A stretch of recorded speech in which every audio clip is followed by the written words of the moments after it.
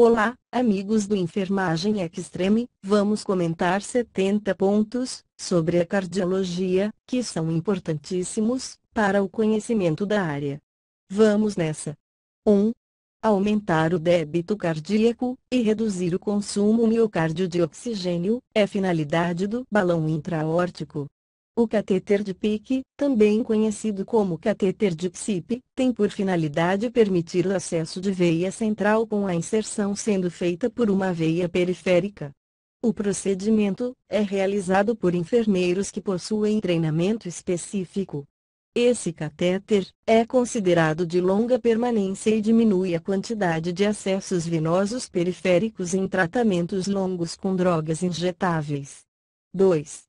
As bolhas cardíacas B3, também chamadas de galope ventricular, ocorrem quando as válvulas mitral e tricúspide se abrem e o sangue dos átrios entra abruptamente nos ventrículos. As bolhas cardíacas são os sons decorrentes das vibrações das estruturas cardíacas durante seu ciclo. A bolha B3 resulta da vibração da parede ventricular. Sua audição é considerada normal em atletas, crianças e adolescentes. 3.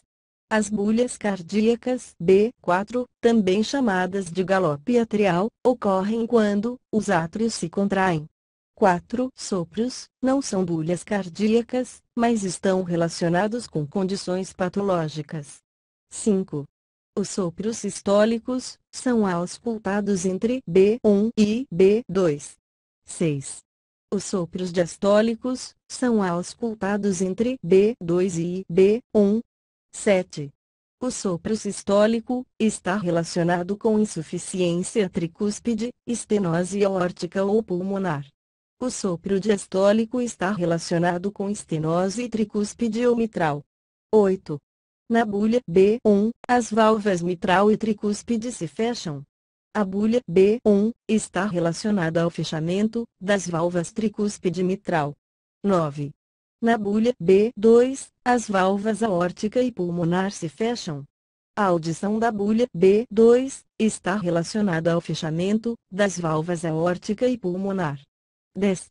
No interior da célula miocárdica, há elevada concentração de potássio. 11. Quando a célula miocárdica está em repouso e polarizada, há elevada concentração de potássio no intracelular e baixa concentração de sódio no extracelular. Célula polarizada é aquela que no seu interior encontra-se uma grande quantidade de ânions proteicos. 12.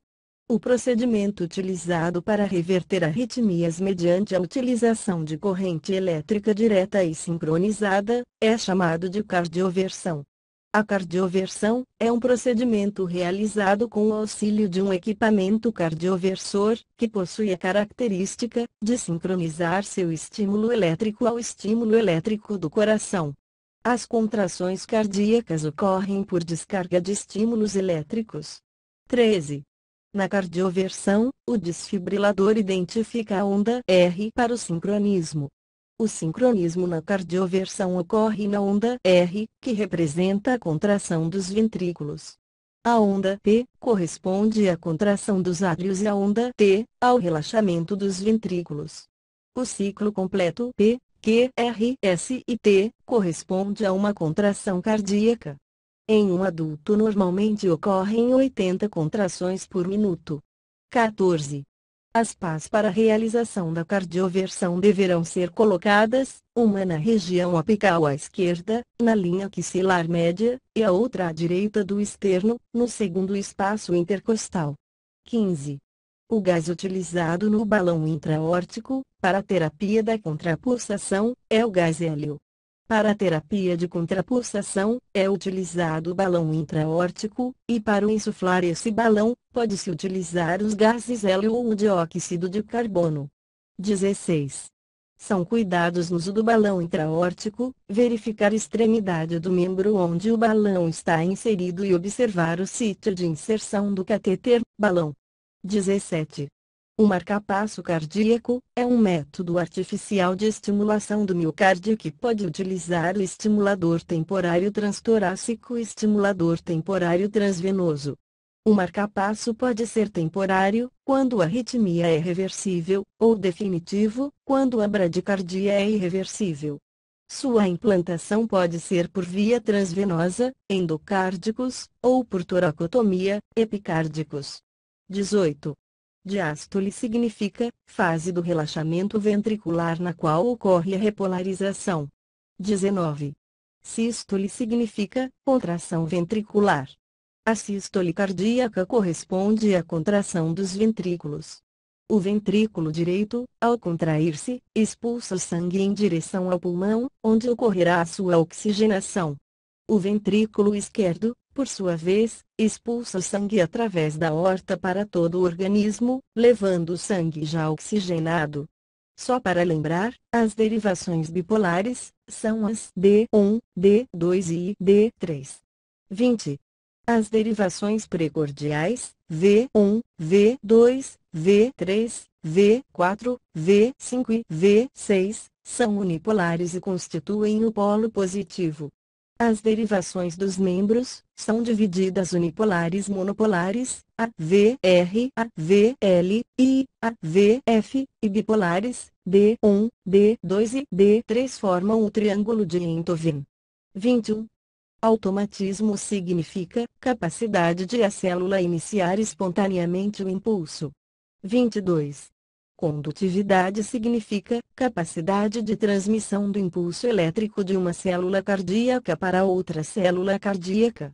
23. V1, V2, V3, V4, V5 e V6 visualizam as paredes lateral e inferior do coração. As derivações pré-cordiais seguem o seguinte esquema de colocação de eletrodos: V1, quarto espaço intercostal direito junto ao do externo. V2, quarto espaço intercostal esquerdo junto ao do externo. V3, equidistante de V2 e V4. V4, quinto espaço intercostal esquerdo na linha médio-clavicular. V5, quinto espaço intercostal esquerdo na linha axilar anterior. V6, quinto espaço intercostal esquerdo na linha média axilar. 24. No papel do eletrocardiógrafo, o tempo é visto no eixo horizontal e a amplitude no eixo vertical. O tempo é visualizado no eixo horizontal e cada quadrado corresponde a 0,04 segundos. O eixo vertical permite visualizar a amplitude, voltagem, e cada quadrado corresponde a 0,1 mV. 25. A onda P significa despolarização atrial. 26. O complexo QRS significa despolarização ventricular. 27. A onda T significa repolarização ventricular. 28. RR significa identificação do ritmo ventricular. 30. O marcador bioquímico de lesão miocárdica que se eleva mais precocemente no infarto agudo do miocárdio é a troponina. A troponina é uma proteína encontrada no músculo cardíaco. Na ocorrência de um dano cardíaco, a troponina é liberada no sangue no período de 4 a 6 horas do início da dor e permanece elevada até 10 dias, permitindo assim período de tempo maior para detectar algum dano. 31. A sequência do sistema de condução percorre o seguinte caminho. Do nó sinusal vai para o feixe de Bachmann, e segue para o nó A, V e depois para o feixe de His e finalmente para a fibra de Purkinje. 32. O local para a colocação do eletrodo explorador V5, no momento de realizar um eletrocardiograma, é o quinto espaço intercostal sobre a linha axilar anterior. Há eletrocardiógrafos em que as derivações pré-cordiais são colocadas antes do início do exame e outros equipamentos cujo eletrodo da derivação é único e colocado a cada derivação, retardando a realização do exame. 33. O valor normal do intervalo PR é de 0,12 a 0,2 segundos. Cada quadrado menor do papel de eletrocardiograma corresponde a 0,04 segundos. O intervalo PR normal corresponde a 5 quadradinhos. 34. O intervalo que vai do complexo, segmento ou onda representa a condução do impulso atrial até o nó atrioventricular, é o intervalo PR. Existem eletrocardiógrafos em que as derivações pré-cordiais são colocadas antes do início do exame e outros equipamentos onde o eletrodo da derivação é único e colocado a cada derivação, retardando a realização do exame. 35. O que caracteriza o BAV, bloqueio atrioventricular, de segundo grau tipo 1, Mobitis 1 ou ENPACH, é o aumento progressivo do intervalo PR até surgir uma onda P bloqueada. O bloqueio atrioventricular é definido como uma falha na condução do estímulo elétrico, podendo ser permanente ou transitório.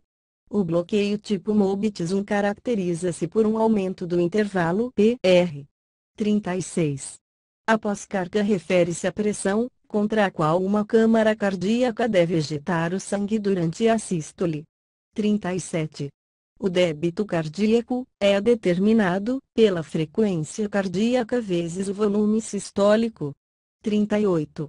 Fontes de impulso neural que regulam o miocárdio incluem receptores de distensão atrial, o sistema limbino, os barorreceptores no seio carotídeo e aorta. Barorreceptores são células cardíacas que auxiliam no controle da pressão arterial e estão localizadas no arco aórtico. 39.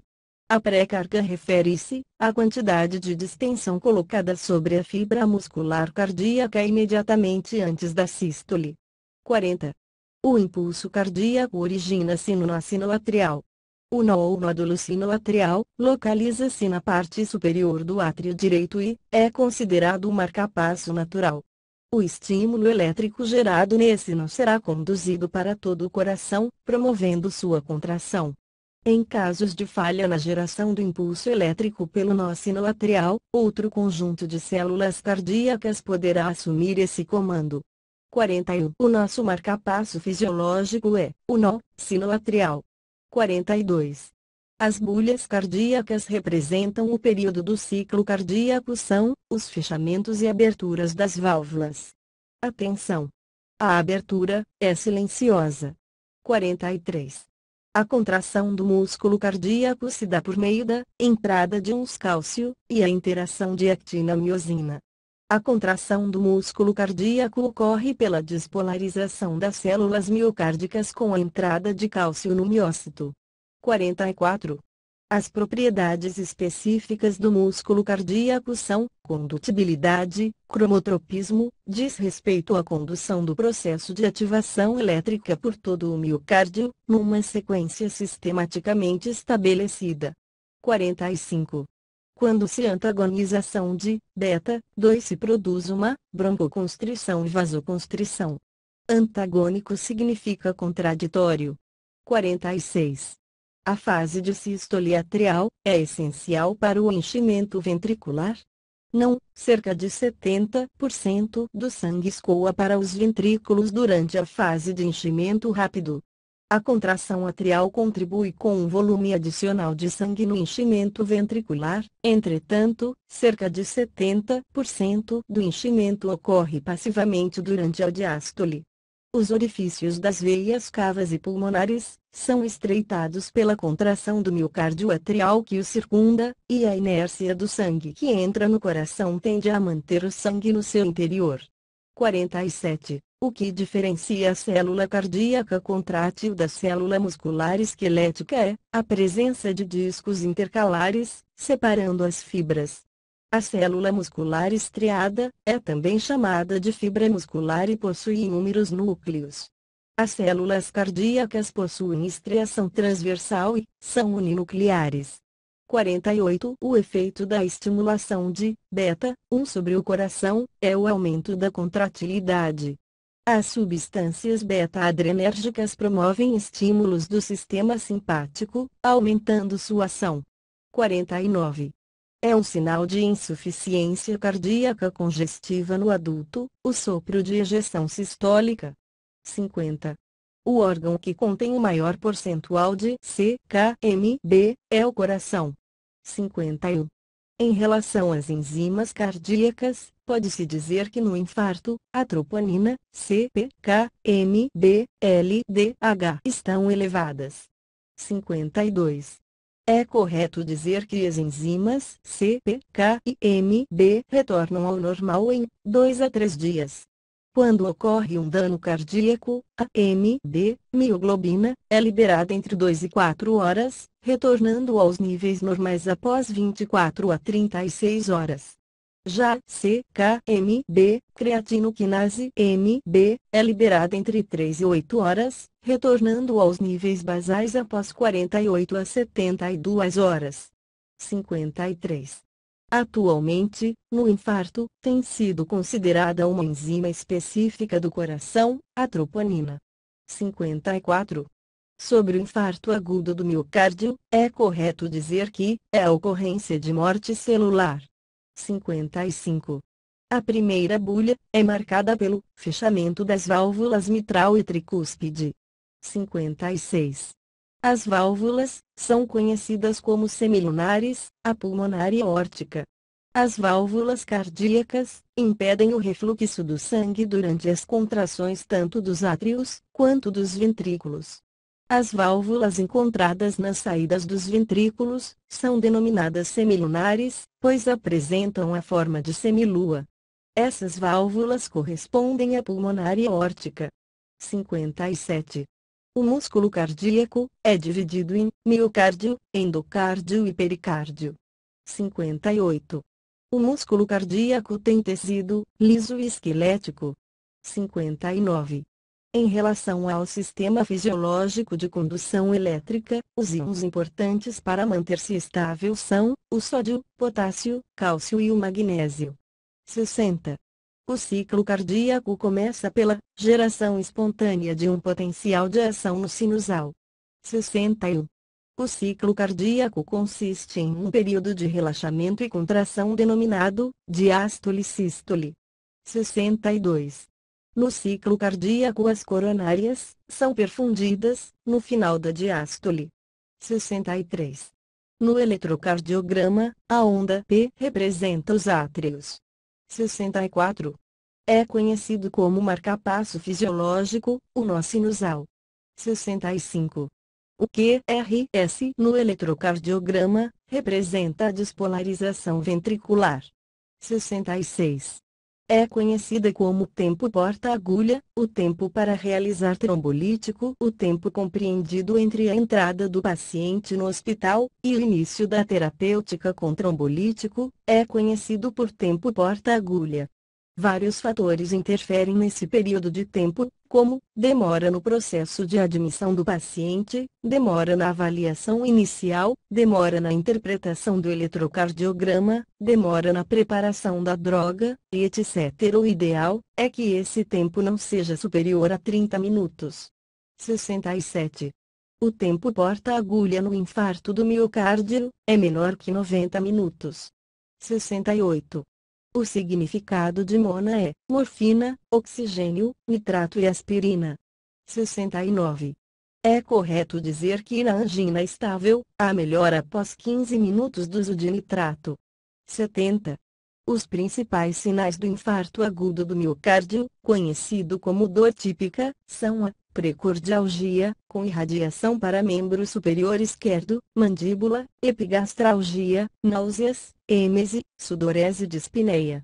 O quadro clínico típico de infarto agudo do miocárdio é dor no peito, irradiação da dor para os braços, esquerdo, para o abdômen, pescoço, queixo ou pescoço, sudorese fria, falta de ar, fraqueza ou perda dos equilíbrios súbitos, náuseas e vômitos, desmaios, taquicardia e palpitações, confusão mental e agitação.